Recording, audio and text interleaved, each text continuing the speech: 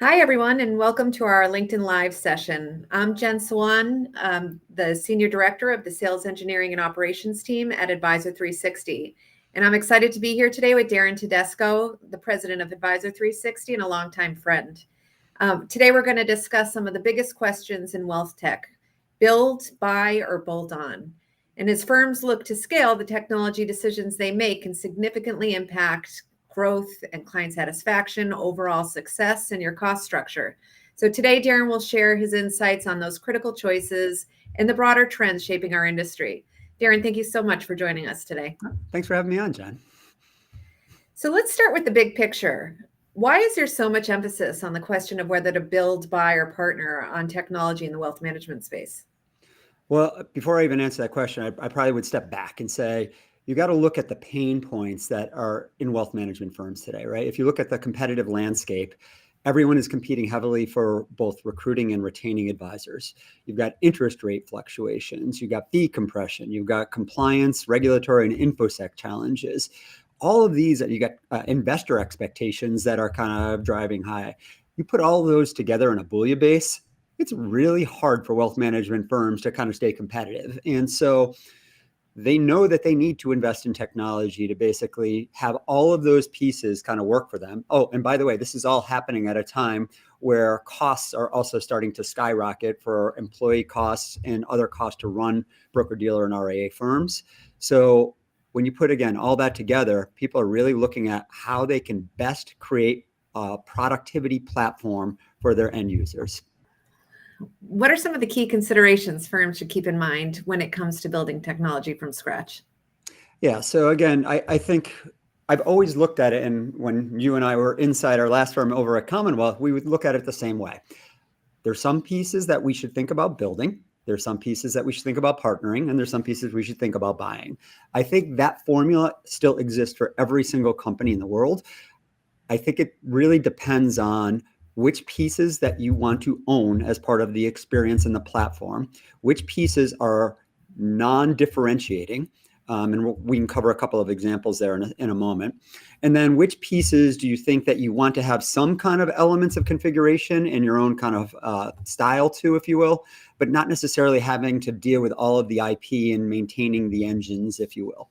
So I think it's a combination that most firms are going to need to have some elements of build, buy, and partner, or bolt on, to use the words you used earlier, to really make their strategy successful.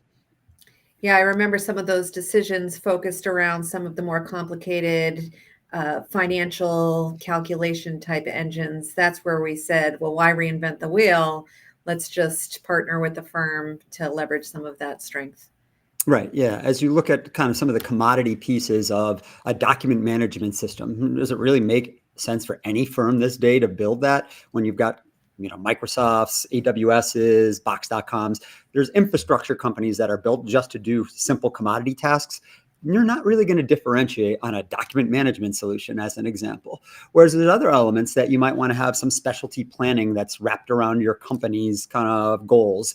Okay, that's great. Go and kind of invest money in there, or at least take an engine that might exist and then put your own kind of flavor on top of it, as opposed to just kind of going right out of the box. Right.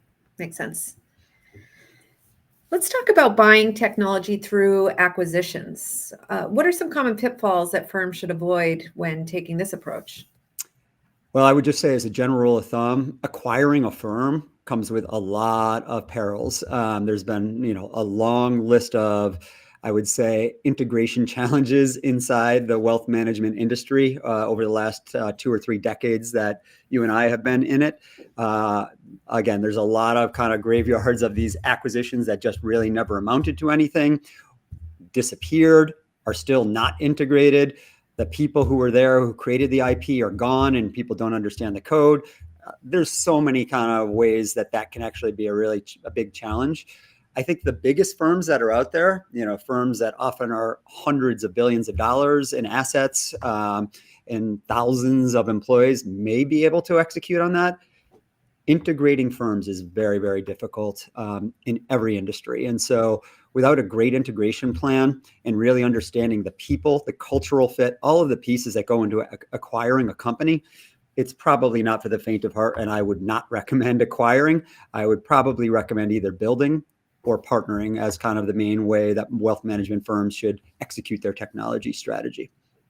Yeah, sometimes it goes against even the main objective of the firm, and it feels like a disjointed experience across these separate products that were acquired over time.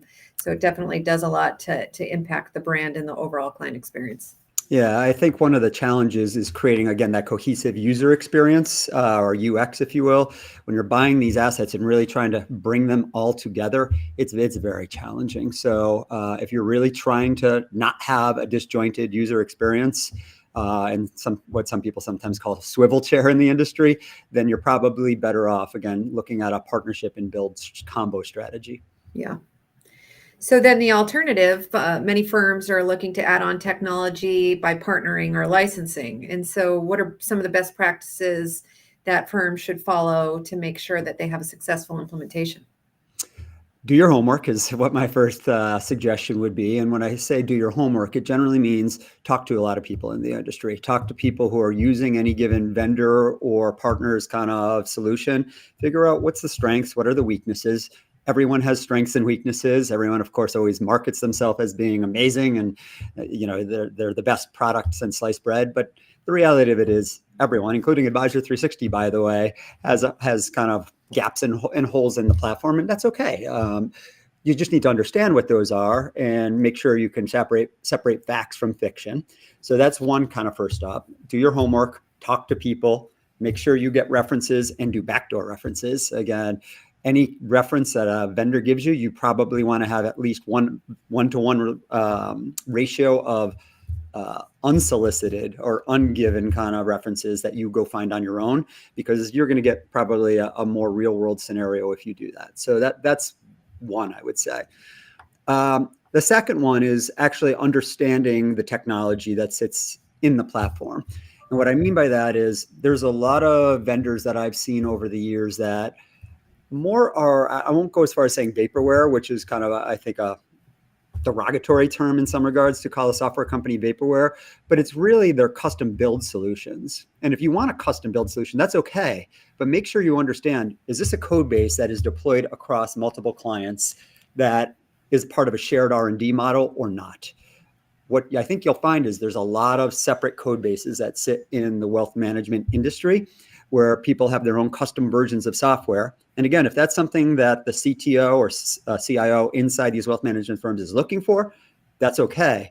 But just understand that that has its own challenges, future-proofing, getting trapped in legacy code at some point in the future. So that's another piece. Understand, is it a shared code base that basically multiple clients are taking this kind of innovation engine together, or is it a separate base? The third one I would mention is wrapped around, and I hate going down this path deeply, but features and functions. At the end of the day, what are the biggest pain points advisors or their clients are having? And will the solution check boxes that will solve those pain points? And you don't really want to go through such an exercise just to check boxes, because you then have to ask the next question. Okay, they have this feature. Well, is that feature streamlined? And is that feature ultimately going to save the user really the time, money, and or make them more productive? Because there's a lot of people who have, the hotel swimming pool in the brochure, if you will. And that doesn't mean that you would ever want to go swimming in many of the hotel swimming pools, because they look a lot nicer in the brochure than once you get there in reality. So you got to, again, do your homework on even the feature functions, which is a really kind of lower level click down. Yeah. One more I'd add to that is thinking about the integrations across these kind of outsourced products that firms are buying. They're still having to solve for, well, how do I keep my advisors and my workforce efficient? And a lot of firms underestimate the costs that are involved in maintaining those separate solutions, in maintaining the connections and doing the updates as things change. So there's, another pitfall of kind of taking that. Yeah, underestimating the cost of integration is definitely something we see a lot of. I was at a very large insurance company just recently, and their CIO looked around to the other people in the room and said, "Do you realize how much money they spend on integration that we won't have to go spend if we kind of were Right. going with them. And it was in the 7-figure range. Like he actually threw that even out on the table. And it was fascinating to think about, like, just the integration layer is very, very expensive to create that experience. And that's, by the way, integration comes in multiple flavors. It's integrated straight through processing. It's integrated within the own platform. And then it's integrations with third-party platforms and our kind of solutions. So integration means a lot of things, but it's also very costly to build and maintain. Yeah. Well, so last question here, Darren. Can you tell us a little bit more about Advisor 360 and how we support firms in making kind of critical technology decisions? Sure. So everything we just talked about, we try to be a partner to our clients with a variety of wealth management solutions. We're known as an all-in-one in the industry, but that's kind of a little of a misnomer because, one, no one does everything. Everyone has some pieces that they don't bring to the table, including us. And so for that, we even partner with third-party companies to integrate, whether that's SMA, UMA, or other capabilities into our platform that we just aren't in the space of doing. So, and then separately, we also, and what a lot of people don't know about us is you don't have to license our entire platform. So if you have a problem with reporting or a problem with digital onboarding and account opening, we can actually serve up smaller pieces of our platform as a kind of nice way to start your path towards digital transformation, which a lot of the C-suite we're talking with, they recognize that they've got to transform their tech stack. And it's really hard to do that in one fell swoop. Very few companies can actually just say, I'm going to wipe everything I'm doing out and start from a clean slate. You just have too many advisors and too many kind of legacy processes and people, frankly, that have to kind of come along on the journey. So you can do it in small chunks along the way. And so, we serve 3 personas: the home office and back office of RIAs and broker dealers. We serve the advisors that they serve and their clients through a client portal that has capabilities that advisors can expose to their clients. So that's what we do as a software company located here out of Boston, Massachusetts. It's great. And it's great to be part of the team and to bring this vision to the market. I've enjoyed building software with you for 20 years, Jen. So have I. Always great to see you. Such a joy. Well, thank you so much for sharing your insight and your expertise with us. The decisions are definitely complex, but having a clear understanding and a partner to work with you in making those decisions make a huge difference. And so for everybody watching, thank you for joining us. If you have any questions or want to learn more about Advisor 360, please reach out to our sales team. And until next time, take care.